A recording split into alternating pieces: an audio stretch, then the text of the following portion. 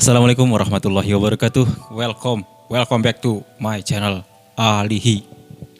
Pada kesempatan kali ini Alihi mau beralih-alih topiknya sesuai dengan namanya Alihi. Jadi pada kesempatan ini saya mengundang teman saya yang bernama Kholidan. Sebelumnya kita perkenalkan dulu siapa namanya? Ya, nama saya Kholidan. Dari mana? Saya tinggal di Kesawan. Ya, ternyata namanya tidak berubah dari SMA sampai sekarang, namanya tetap Kholidan. Ini di sini lagi podcast ngasal ngecaprak baiklah. Ya. Oh ya, di sini tujuan kita ngobrol podcast di sini ingin berbagi inspirasi dan beberapa produk yang dijualnya gitu, jual oleh Kholidan. Di antaranya itu apa sih namanya itu produknya? Ya, kalau saya sebetulnya saat ini sedang bergelut di bisnis emas begitu ya. Bisnis emas, saudara. Bisnis emas kan ya banyak gitu ya. Di antaranya ada yang bagian sepuh emas, itu termasuk juga bisnis emas. Ada juga yang bagian tambang emas, bagian yang nambangnya juga ada. Itu juga termasuk emas ya. Kalau Kholidan sendiri itu bisnis emas di bagian apa dan di apa gitu? Ya, kalau saya masuknya sebetulnya jual beli ya. Jadi saya menjual, saya juga membeli emas begitu ya, untuk investasi sendiri dan juga untuk berbisnis begitu. Oh, jadi Kholidan ini adalah pelaku ekonomi bisnis jual beli emas ya. Ya, begitulah. Untuk produk yang dijual itu produk apa itu? Nah, sebetulnya kalau saya kan masuknya ke perusahaan mini gold begitu ya. Tapi memang di mini gold ini menjual dua produk begitu. Pertama produk mini gold gitu ya, dengan perusahaan swastanya namanya mini gold. Kedua, dia juga kami bisa menjual produk Antam begitu. Jadi dari produk perusahaan BUMN itu. Oh, jadi Kholidan ini menjual produk emas yang dikeluarkan dari perusahaan yang bernama Mini Gold. Ya. Perusahaan tersebut adalah perusahaan swasta ya. Ya, kalau mini gold swasta, Mini Gold kalau swasta. Antam memang BUMN begitu. Nah,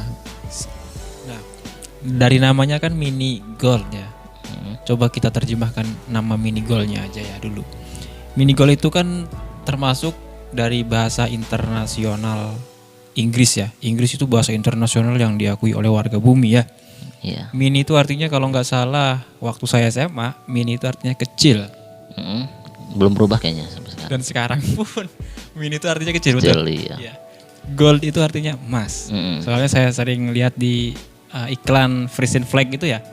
Ada rasa gold, rasa emas, perasaan. saya belum pernah merasakan emas itu rasanya kayak gimana. Cuman susu di situ Iya. produknya rasa gold, aneh ya. Jadi mini gold itu emas yang Berbentuk kecil berbentuk begitu. Jadi kecil-kecil. Sebetulnya itu simple, nggak ribet bahasa Inggris itu. Mini kecil, gold emas kecil. Iya. Padahal di Jawa juga emas besar ada emas MUI, banyaklah emas itu. Mas Kamto. Ya. Nah, bisa nggak maksudnya yang namanya kecil ataupun besar itu dari segi emas itu tentunya mempunyai size ukuran dan atau berat ya. Itu berat terkecilnya itu berapa? Ya, kalau di mini gold kan kita dari perusahaan kan mencetak atau memproduksi dari ukuran paling kecil itu 0,05 gram. Begitu, paling kecilnya 0,05 gram. Begitu, itu paling kecil. Itu paling kecil. Berarti yang namanya mini itu bisa nggak mengeluarkan produk yang besar? Mini gold dia paling besarnya ukuran 0,5 setengah gram lah begitu, itu paling besar mungkin, tapi nanti katanya dari perusahaan akan mengeluarkan produk yang 1 gram ke atas begitu, tapi belum launching, nanti tunggu launchingnya. Nah, apabila sudah mengeluarkan produk 1 gram ke atas berarti dia sudah melanggar atas dasar namanya sendiri ya. Bukan mini gold lagi. Karena kan sebetulnya bukan atas dasar itu sih. Kenapa disebut mini gold? Karena kan usaha awalnya kan mini begitu, emas kecil-kecil begitu. Jadi awalnya kan memproduksi emas kecil-kecil ini agar orang-orang yang berniat mempunyai emas bisa punya emas begitu kan. Kadang ada orang yang pengen beli emas nih, tapi kalau 1 gram ke atas harganya 1 jutaan begitu, sedangkan penghasilan tidak menentu, penghasilan pas-pasan begitu, tapi pengen punya emas begitu. Nah, akhirnya dikeluarkanlah produk mini gold ini, kecil-kecil emasnya. Jadi 0,05 gram harga 70.000 aja udah punya emas begitu. Kecil emasnya begitu, tapi udah punya emas begitu. Nah, Jadi untuk tahun 2020 ini 70.000 saja sudah bisa mempunyai emas. udah punya emas, pegang sendiri 2020 emasnya ya? begitu ya. Jadi Nggak tahu kalau tahun depan atau tahun yang akan datang Iya. akan berbeda. kalau kita Makanya- tagarnya semua orang bisa punya emas begitu. Jadi jangan khawatir punya 1 gram mahal, mulai dicicil ditabung dari 70.000 udah bisa beli emas. Lalu itu misalkan contoh kita mempunyai penghasilan katakanlah segitu ya. Iya. Ada nominalnya ada, cuman segitu nominalnya ya. Ya itu cukup untuk membeli emas. Duitnya cukup untuk membeli emas yang harganya 70.000 ya. Mm.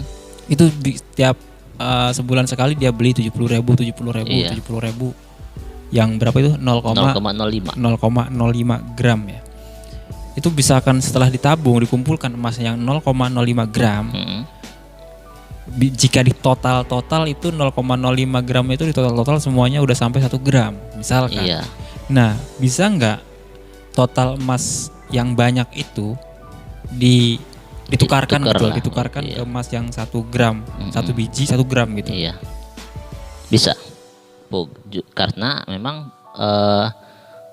tujuan adanya mini gold itu di awal kan semua orang bisa punya emas, gitu kan tagar kita. Jadi memang harapannya begini, ketika masyarakat yang ingin mempunyai emas tapi tidak tersampaikan, tidak terrealisasi karena kebutuhan banyak, begitu ya, mau nabung kepake aja, begitu kan. Jadi ketika dia rutin membeli 0,505 sampai kekumpul dalam jumlah 1 gram begitu. Nah, itu bisa ditukarkan dengan produk 1 gram antam tadi begitu. Nah, bisa ditukarkan.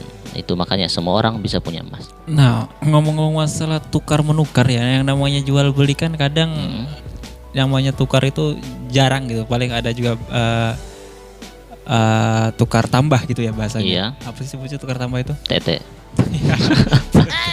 Tukar tambah, jadi kita menukarkan lalu kita menambah duit gitu. Iya. Kalau di mini gold ke Antam itu apakah ada seperti itu? Apakah tinggal tukar saja tanpa ada embel-embel yang lain? Iya, kalau di kita sih sebetulnya tinggal ditukar begitu karena kan sudah sama jumlahnya 1 gram begitu. Nah, jadi tanpa ada tambahan biaya berapa kayak gitu.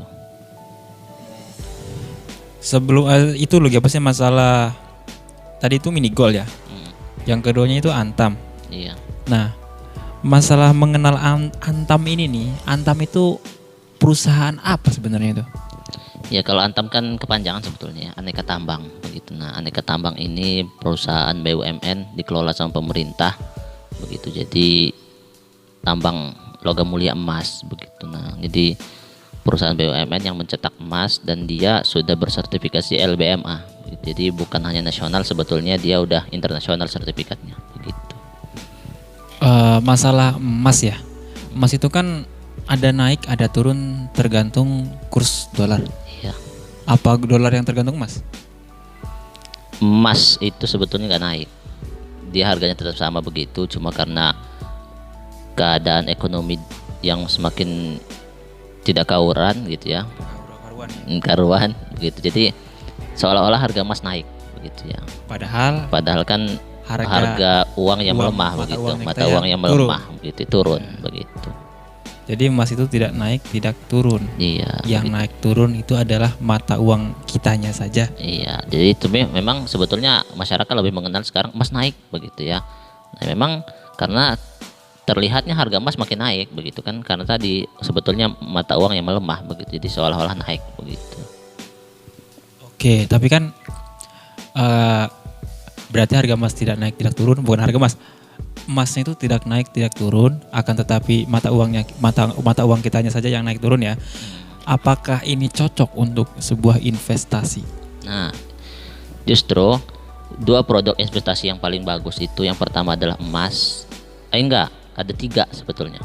Ada emas, terus rumah itu atau tanah begitu kan? Apa sih namanya, lupa saya. Begitu. Kemudian ada saham reksadana begitu ya. Cuma kan kalau saham pertama memang bagus yang sudah memahami begitu, tapi harus belajar lebih detail tentang saham, tentang manajer investasi segala macam, bagaimana kita mengelola saham begitu. Nah, kemudian ada tanah dengan rumah begitu ya, properti ya, tanah rumah properti ini. Jadi bisa, ini keuntungannya lebih besar sebetulnya, tapi kita harus mengeluarkan modal yang besar juga, beli tanah kan nggak mudah begitu ya.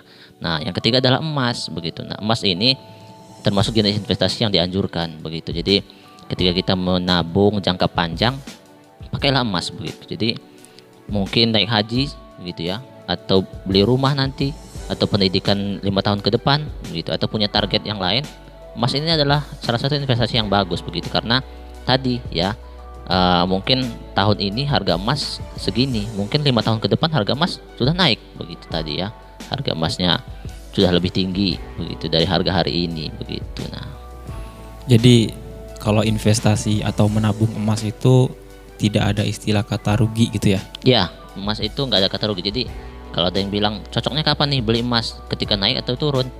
Bukan ketika naik atau turun, ketika ada uang begitu. Mau naik atau turun, ketika ada uang ya belilah begitu. Kalau ingin investasi emas begitu, tabung emasnya begitu, karena nanti Lalu kalau misalkan punya duit banyak gitu, cukup buat beli 2 gram, 5 gram, 10 gram. Iya. Misalkan gitu ya. Kan di toko emas itu kan banyak emas ya sebenarnya. Emas itu banyak lah di toko emas, berupa perhiasan atau yang lainnya gitu ya. Iya. Atau berupa piring emas gitu ya. Atau mangkok emas lah. Bebas lah kita kalau punya duit mah. Sultan namanya juga. Nah, ada kelebihan dan perbedaan nggak antara emas yang dijual di toko-toko emas berupa perhiasan dan emas antam ini? Kelebihannya apa gitu? Sebetulnya pandangan masing-masing ya begitu. Kalau saya menjas ini yang paling bagus, mungkin terlalu naif juga begitu. Tapi memang ketika batangan dan perhiasan kan memang pandangan nih. Jadi ketika memang ada ibu-ibu yang pengen beli emas untuk dipakai, ya perhiasan, pilihlah begitu ya. Ketika ada yang ingin disimpan, pengen nyimpannya perhiasan aja, ya nggak apa-apa begitu. Tapi kalau ketika batangan kan memang tadi kalau beri perhiasan kan rata-rata tidak 24 karat kalau perhiasan begitu ya. Makanya harganya lebih turun daripada 1 juta biasanya 1 gram itu. Kalau emas batangan kan 24 karat ya, jadi 1 juta ke atas. Nah kemudian ketika emas perhiasan biasanya ketika dibeli ada namanya biaya pembuatan begitu, ada biaya pembuatan. Nah kalau emas batangan nggak ada begitu, karena kan nggak ada mengukir segala macam gitu. Kalau emas perhiasan harus dibentuk lah begitu, jadi itu ada biaya pembuatan. Nah kemudian ketika dijual pun emas perhiasan biasanya yang dipakai apalagi begitu kan, dia kan terkikis, kena air laut lah, kena matahari lah, kena air mata begitu ya, macam-macam lah begitu ya. Nah Musibah juga kena musibah begitu. Ketika dijual ya kemungkinan akan turun pasti begitu harganya begitu. Nah tapi kalau emas batangan karena nggak dipakai begitu ya, nggak mungkin kan batangan disimpan di jidat begitu atau disimpan di tangan begitu, nggak mungkin. Betul sekali Anda. Iya. Jadi saya sangat bahagia mendengar ini. Jadi kemungkinan tidak akan ada namanya potongan harga karena lecet lah begitu, karena disimpan gitu.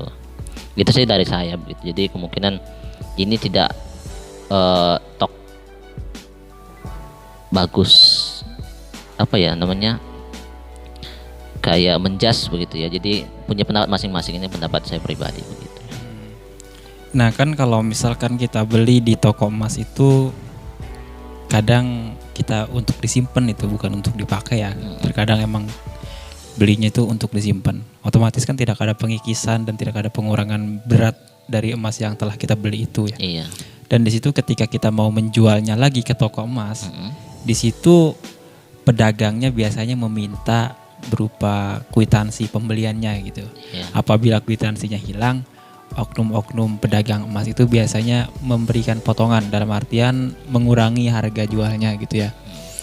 Kalau misalkan antam itu apakah ada itu apa sih berupa kwitansi atau bukti penjualannya gitu, gimana? Oh, kalau bukti penjualan pasti ada begitu. Jadi ada kwitansi, semua kan harus ada bukti ya, pembeliannya berapa begitu, harga hari ini. Nah, jadi ya pasti ada kwitansi begitu ketika pembelian begitu. Ketika dijual pun lebih bagus ketika ada kwitansinya begitu. Walaupun sebetulnya tidak mengurangi nilai emasnya, tidak mengurangi intrinsik emasnya begitu. Apalagi kan sertifikatnya di Antam kan sudah menyatu dengan namanya Serti A begitu. Sertifikatnya sudah menyatu dengan namanya Serti A.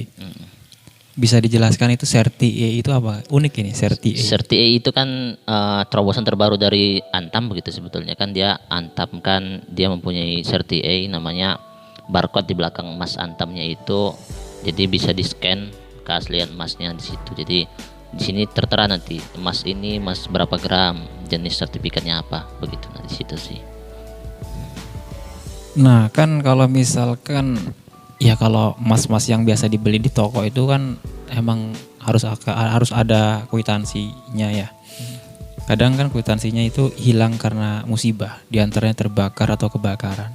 Begitu pula Antam pun bisa saja gitu terjadinya musibah berupa terbakar atau kebakaran atau dibakar, sengaja dibakar. Tapi jarang sih orang sengaja ngebakar mah ya. Ya namanya kehidupan kan kadang pahit, kadang manis, kadang juga pusing. Ya namanya pusing kan butuh hiburan ya, mungkin dengan cara membakar Antam itu bisa menghibur ya. Mungkin mereka lakukan. Nah misalkan sertifikat apa sih? Kwitansi dan sertifikat tadi apa? Kwitansi penjualan, pembelian itu. Kwitansi pembelian dan tadi itu apa SERTIE? SERTIE. Misalkan SERTIE-nya sudah hilang, contohnya terbakar kan SERTIE kan dia tidak tahan api. Dia terbakar ya hilang, hangus. Yang tersisa tinggal emasnya saja. Itu gimana cara menjualnya gitu? Ya sebetulnya kalau dijual jual aja begitu ya, karena emas kan ketika dibakar emas asli itu nggak bakal hilang, bentuknya masih tetap emas begitu, cuma memang akan mengurangi harga begitu karena kan pertama sudah membuat kemasan rusak begitu ya. Kayak kita jual baju kancingnya udah nggak ada begitu, jadi mungkin pasti mengurangi harga begitu, tapi tetap ada harga emasnya begitu. Nah, untuk menguji keaslian Antam ya, kita kan membeli Antam itu emasnya itu langsung nempel ke sertifikatnya dan tidak dipegang sama sekali emasnya sama kita, yang dipegang itu sebuah emas yang ada di dalam kemasannya gitu. Untuk menguji keaslian kemasannya ini, itu ada nggak caranya yang Holidan ketahui?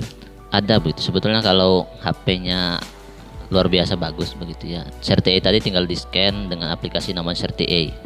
Nanti ketika di scan langsung keluar dia bukti aslinya begitu. Karena ketika palsu dia pasti ketahuan sama pusat kalau ini bukan begitu tuh, bukan barcode-nya begitu. Cuma karena HP saya terlalu bagus begitu ya, keluaran terbaru, nah jadi tidak bisa memakai aplikasi itu begitu.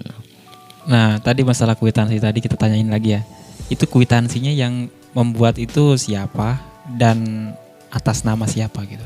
Kalau kita reseller begitu ya kan, kita kan di produk mini gold begitu, jadi kwitansinya kwitansi mini gold begitu. Nah, kadang kan ada perusahaan masing-masing, kayak di toko emas kan mereka juga kadang menjual emas batangan Antam. Toko emas juga kadang menjual emas batangan mereka juga begitu. Nah kwitansinya atas nama perusahaan mereka. Ambil contoh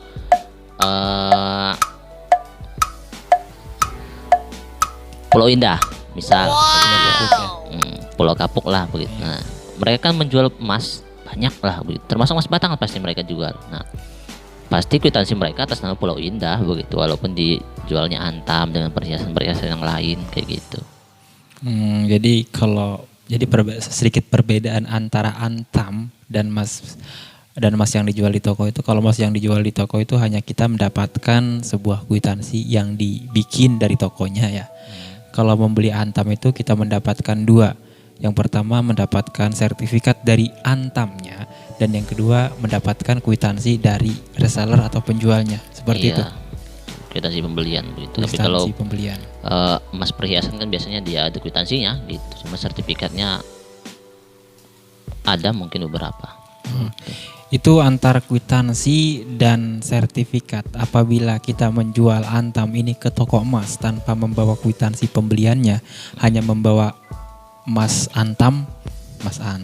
si Antam dan sertifikat yang nempel di Antamnya, itu apakah mengurangi harga jual?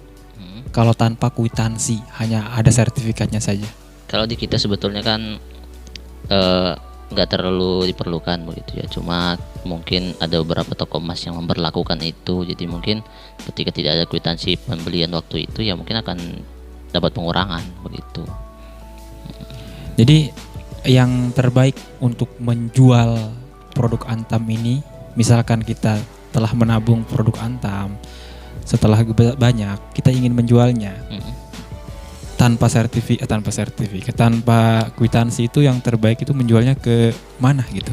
Kalau selain toko emas, menjualnya ke yang dipercaya, gitu ya. Mungkin kalau ke kita, ke reseller ya kita terima begitu. Kalau misalkan sebuah toko gitu, maksudnya apakah Antam ini ada sebuah perusahaannya, tokonya yang bisa menerimanya gitu? Di Ada. lokasinya di mana gitu? Butik Antam namanya Jakarta. Apakah sudah ada cabang yang ada di daerah Serang atau di mana gitu? Kalau di Serang saya belum dengar begitu, jadi kemungkinan nggak ada di Serang itu. Tapi di Jakarta pasti ada, Butik Antam namanya. Ya nggak apa-apa, ke Jakarta aja. Di situ apakah termasuk ongkos kirimnya dibiayai oleh Antam? Ongkos kirim, ongkos perjalanan maksudnya? Ongkos sendiri lah. Ongkos sendiri ternyata. Jadi ongkos Berarti, dari Serang ke Jakarta begitu. di situ ada kelebihannya. Kita mempunyai emas sendiri, kita mengejual juga boleh bisa sendiri, dan di situ kita ongkos perjalanannya pun sendiri. Antam memberikan 3 kelebihan. Terima kasih. Oh ya, sekalian ini dimakan dulu Mas Holly dan ya, jadi seperti itu saudara-saudaraku sekalian yang beriman ataupun yang tidak beriman ya. Semuanya itu bersaudara atas dasar kebangsaan Indonesia. Oke. Terima kasih telah menonton channel ini. Semoga bermanfaat, dan juga saya ucapkan terima kasih kepada saudara atau teman saya Holidan ini. Sama-sama.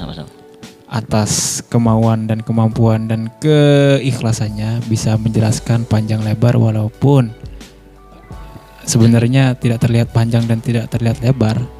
Tapi ya semoga yang menonton video ini terinspirasi, khususnya para kaula muda yang mempunyai gejolak-gejolak jiwa yang muda, yang harus menggebu-gebu mencari duit untuk menikah dan menabung. Semoga menginspirasi untuk menabung dengan cara kita membeli Antam atau emas, apa Antam itu?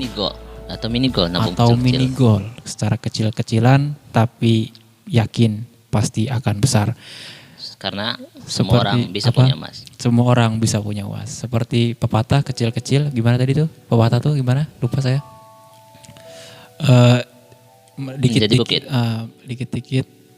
Lama-lama menjadi bukit. Gitu aja lah. Pokoknya saya lupa. Saya bukan seorang patah-patah soalnya.